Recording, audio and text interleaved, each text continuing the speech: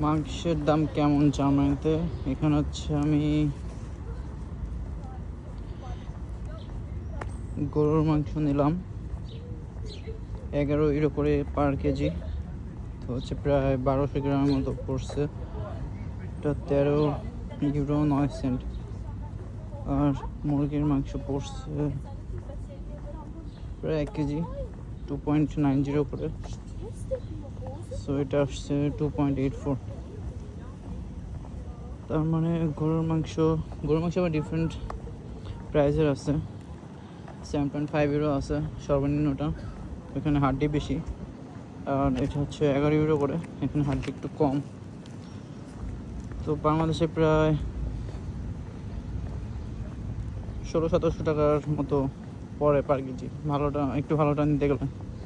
আর মুরগি মাংস ডিফারেন্ট কাইন্ডের আছে, লাইক শুধু রানেরটা নিলে 3.90 ইউরো পার কেজি।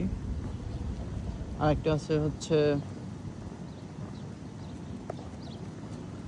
2.99, আর হচ্ছে শুধু ব্রেস্ট নিলে ওটা 7.99 ইউরোর মতো পার কেজি পড়ে।